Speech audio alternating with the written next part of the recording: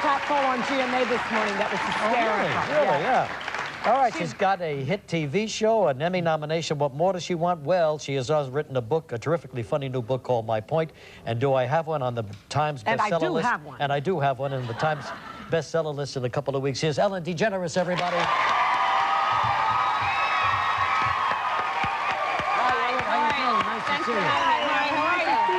Have a seat.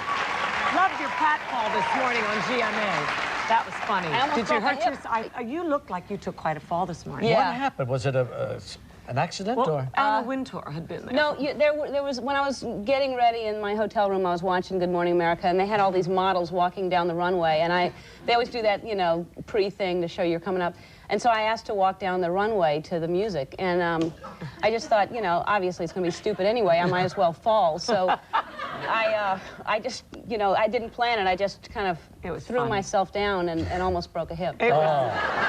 Anything for a laugh. Yes, exactly. That's our Ellen. Yeah. That was a funny little piece we just played right here. What did you see? You were working on an exercise machine? Oh, that's tonight, yeah. Oh, that's tonight's show. Yeah. And the whole thing blew up.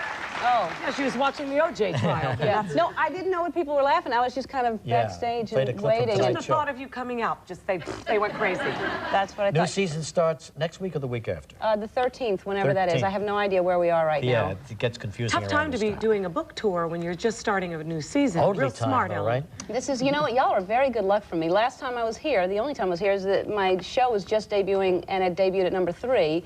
And then the book comes, and I just found out this morning that it's debuting at number 1. And thank you so much for having me on. And it is, and I felt weird, you know, I thought you were going to take it away from me. That's okay. No, seriously, I thought, you know, coming out with the same time your book is coming out. So I'm just. What are you saying? Your book is better than mine? Not at all. No, not at all. Is that what you're saying? It's just selling better. I'm saying, you know, I was nervous about coming out against yours. So for you to. Were you nervous about writing it? Because Regis said no a bunch of times before he finally did. The only way I could do it is to keep a diary of what was going on. I didn't want to write. And I see you didn't either. No, I didn't keep a diary, and but I just mean, you didn't also write the typical autobiography. No, I didn't. You know, I don't even know about myself to do that. You know, so that's one of the funniest parts when you talk about. You asked your parents about your childhood, and you said they remember less about me than I remember myself. It's so frustrating. I mean, like I want to get my charts done, my astrological. And it's like, what time was I born? My mother, I don't know. I think it was the afternoon. I think it was after church. No, I don't know. I mean, they don't know anything, and there are no pictures of me in the house at all. That doesn't bug you? Your brother, there's tons of them.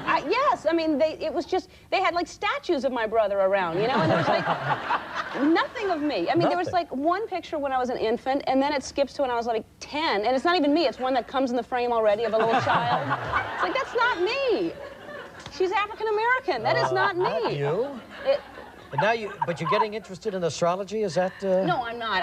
I'm saying that you know, you want to find out more about yourself, and they say they can do that. It is amazing how little they remember. Yeah. Well, you do remember everything about the first because it's novel.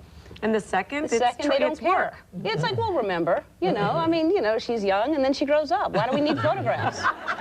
And, you know, my parents got divorced, so a lot of the stuff got, you know... Split up. Yeah, split up and or torn up, or, you know, they're trying to split them in half, and I'm in the middle. So there's a picture of my mother and half of my head, and my father. I have the other half, so if they ever get together, I have, like, the whole picture. And yet you say they're extremely supportive of your career. Now, your mom never misses a taping. Every show she's there. She's there in person. Every show. I mean, she's like, you know, my mother's just such a huge fan. That's so My father, too, but he doesn't live there, and he's in prison. But,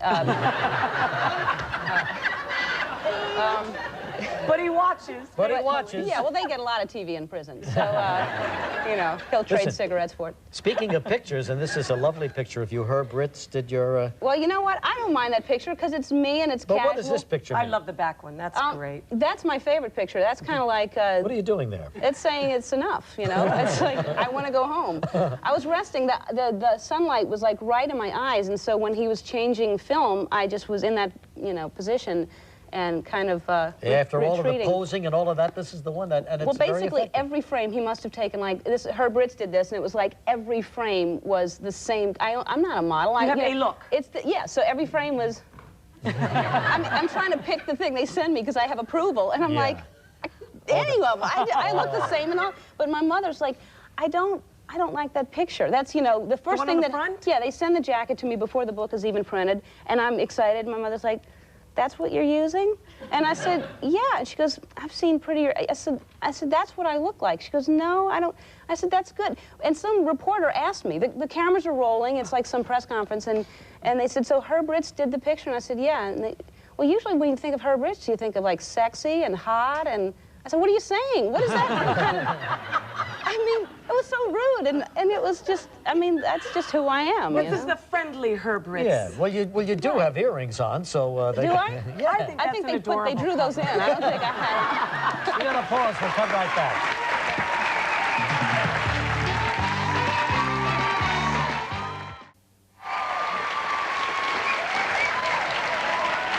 Okay, we're back with Ellen DeGeneres, who incidentally has been nominated for an Emmy. Are you excited about this? Huh? They love you, they really do. They like me.